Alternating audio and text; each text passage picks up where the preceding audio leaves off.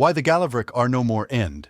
As the first fleet of the Terran entered the system of GRD-6, I watched as they scanned the system, and they noted a total of 75 Galavrck warships of every make and cannon, almost 5 times the first fleet's number, which the Terran war leader called carry yars. This was it, they would be crushed here and now, but I needed to leave. I couldn't be on the bridge of their warship when it was destroyed. As I requested to be taken to my personal craft, their war leader laughed and said, I quote, "They aren't even in our weapons range yet, and you want to leave?"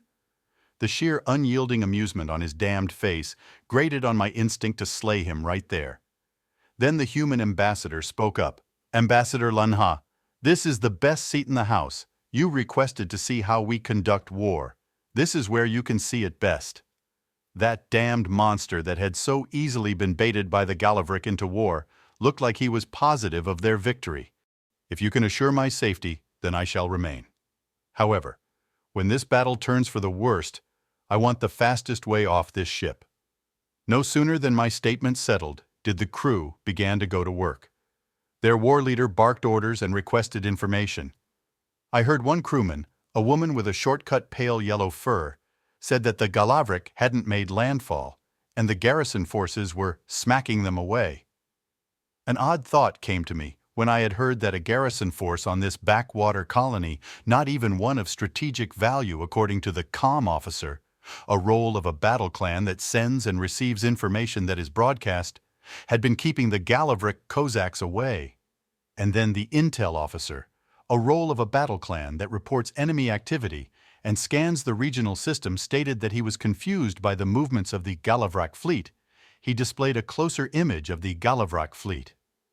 I will note here that the distance between the two fleets was still around the sum of 15 giga-units of distance, and yet the image before me was clear as if I was next to them.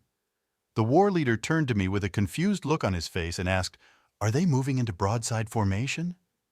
I gave the approximation of a nod, a human gesture of affirmation, and waited for the war leader to respond. I had hoped that he would respond in dread of what he faced. Instead, he laughed again.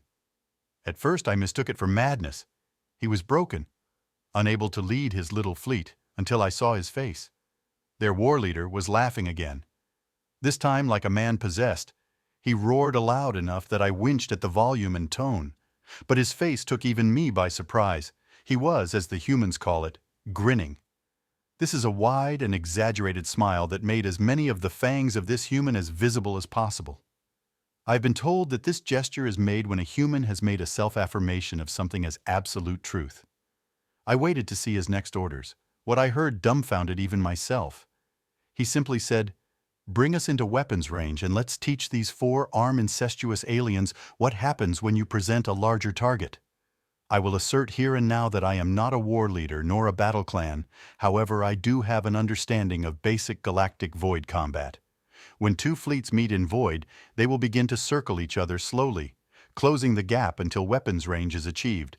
Then both fleets will fire salvo after salvo until one fleet is rendered immobile, at which point boarding actions will take place to seize the enemy vessels. However, the humans even sneer at this noble form of naval combat as ineffective. The human fleet advanced straight at the Galavrck, not turning their broadsides to them. At about 8.5 giga-units, the Terrans stopped, and I had hoped they saw the error of their way and would now turn, that they would now follow the example of their betters. But I was not ready for what I heard next. The intel officer leaned back and said in an almost gleeful voice, "Weapons range achieved. High Emperor, if you read this, do understand that I had not fed you any false information. The Terran's maximum range is 8.5 giga-units, nearly 4 times our laser cannon range. At first, I didn't believe it had. I not heard the weapons officer a role of a battle clan, that is to power and target weapons system and prove targeting solutions. Yell a moment after weapons are hot, tubes are loaded, nukes ready, and PDS are deployed and waiting, sir." I looked to my fellow ambassador, a whirlwind of emotions flooding every inch of my being. He smiled and said, "The show is about to start. Also, do remember to read over that document." I watch in awe, and the humans fired their MACs. At first the ship did nothing for a nanocycle, and then I heard it a groan, thawed out the ship as though something had hit it. However, out the viewport of the vessel, I saw spears of light race across the heavens, and dimed as this flew at the Galavrck. A moment later, I saw no less than 15 Galavrck ships implode at the impact. Every ship in the Terran fleet had not only hit its target, but obliterated it. Before I could take in what I had seen, the war leader commanded that fire half the tubes in a crane wing formation. As soon as the order had been given, I watched in horror as the clutch of hatches on the prow of the vessel opened and a smaller flotilla of cylindrical ships flew out and began to arch both above and below the Galavrck fleet. And I, for the first time in nearly 300 loops, prayed, if these Macs were so deadly, why have more than one weapon system?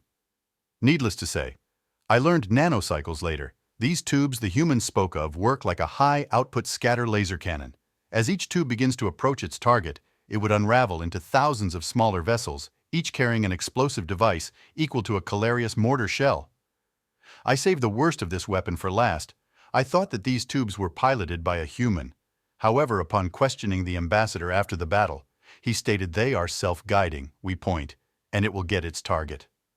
I watched as this new race, still fresh to the doorway of the galaxy, had in the span of 5 nanocycles laid 42 Galavrck ships of the line to a quick and dishonorable death. My blood boiled for the first time since I was a broodpap. This, my emperor, is not the worst I have to tell you. The Terrans' last weapon that they used in this battle. It's the most horrifying. The war leader called for nukes to be fired at all the Galavrck that remained but one. I watch, and out of the prow of every ship that had fire between 2 to 3 vessels each, much smaller than the tubes. This propelled themselves for a few seconds before shutting off their drives. I watched in horror and dread as I first saw the ships at the ends of their formation flash like stars burning brightly for a moment before vanishing. Had the rest missed? I pondered before the heavens shone with the light of 1,000 suns and vanished just as quickly. I looked to the war leader, and then the ambassador, seeking an answer as to what I had witnessed. The response gave me all the reasons I needed for the end of this report. Thermonuclear missile.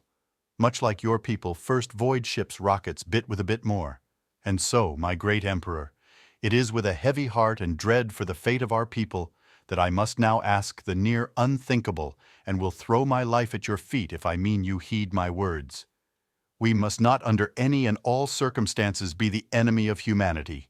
For if we are and we are doomed, I implore you to sign the document that I am transmitting and beg of you to now do not seek out the humans in any theater of combat.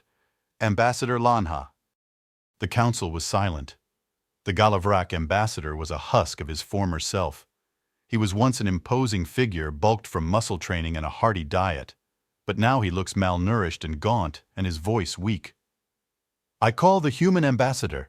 He spoke into a microphone at the podium. The human ambassador stood from his seat by the Larashi. Humanity hasn't been given a seat, but was there as an allied guest of the Larashi. He walked down to the center floor. What do you want? He growled. His anger of the Galavrck seeped into every word. We surrender. We placed our fate in your hands. All we wish to ask is for you to show us mercy, Galavrck said. We see now why you wished for peace. We know why you have rules for war, and we offer you our conditional surrender. What were the 2 things we said to you, to all of you? The human asked aloud. What? The Galavrck looked confused. What were our only 2 messages to you in this council? The human asked again. We wish to surrender. Why does this matter? The Galavrck ambassador said. Because we warned you, the human roared back, pointing his finger. We told you to sign. We told you not to attack or kill civilians. We said you would die if you crossed the line. The human said before calming down. So, no, we don't accept. We pulled your logs, and we know about Balgiga. The Galavrck ambassador froze. His face drained of color, and his hand began to shake. The human glared at the Galavrck down. Should I tell the council what it is? He said, watching the Galavrck. The Galavrck started. I guess I will, the human said, and turned to face the council. Balgiga is a special protocol for all admirals of the Galavrck fleets. If the flagship is the last ship to survive a battle, it is to detonate their main and secondary reactor as close to their primary objective. The human took a deep breath and exhaled from his nostrils. I am sure most of you know that the explosion is enough to start a chain reaction that will destroy most habitable planets. He paused. As I am sure most of you know, this council has laws against the intentional destruction of a habitable planet. So I ask, what was most Galavrck Admiral's primary objective? The human stopped and turned back to the Galavrck ambassador. We don't accept anything less than an unconditional surrender of all of your entire galactic holdings and people, he said with a hard tone. And anyone involved in Balgiga Protocol will be handed over for trial. The Galavrck ambassador sunk in his seat a bit. What will happen to them? They will be placed in a habitat on a lifeless rock in your home sector. Then, we will place a primary and secondary reactor on the other side of said rock. We figure they will have exactly 5 hours until the reaction reaches them. But they will most likely meet their end about an hour or two before then, as the radiation wave will have ravaged most of their internal organs, the human said, with what sounded like cooled wrath. You see, that is the fate they authorized to happen to not 1, but 3 of our colonies. They will go into hell feeling the excruciating pain that they have inflicted, and they will know the whole way that they were warned of their fate. And what of my people, those who had and haven't fought? The Galavrck asked hesitantly. Your Imperium will be destroyed, your people given name will be changed, and will be made a protectorate under the Terran Union for a sum of 500 human years. The combatants will be checked on a case-by-case basis for any who have committed war crimes as outlined by the Geneva Convention. Those found guilty will be punished accordingly. Those who haven't broken our laws of war will be allowed to return home. The human answered as if there was no doubt about his union's victory. As for you, Ambassador, we know about your involvement, and a suitable sentence has already been chosen. The council room was eerily silent as the last word hung in the air. What will you do with me? The Galavrck shuddered. We are making you the historian. You will be sent to a different station every cycle, and you will tell all you meet that you are the last Galavrck, that when you had the choice to save your people and stay humanity's wrath, you instead choose to fan it. And when that flame you kindled grew far greater than you could imagine, it was you that doomed your people and yourself to this fate when you signed the Balgiga Protocol into active use. You will be the last Galavrck. The Galavrck rose slowly, and the 5 human months of war had worn him down. I, the Galavrck ambassador, find these terms unacceptable. We will never bend the knee to you. 5 months later, the Galavrck homeworld was virus-bombed by a Terran Union's first fleet. The ambassador and his cousin, the Galavrck Emperor, were found among the dead. Along with their 50 collaborators, they had all attempted to wait out the virus in a well-supplied bunker. They had underestimated the terrain virus lifetime. Their remaining holds surrendered unconditionally. Human civilian lives lost to Galavrck forces 1.3 million across 6 colonies. Galavrck civilians saved from Galamar 3,2,007,245,674. Galavrck in their language means proud warrior. After the war, they willingly accepted a new name, Kyotian in human terms, the innocent.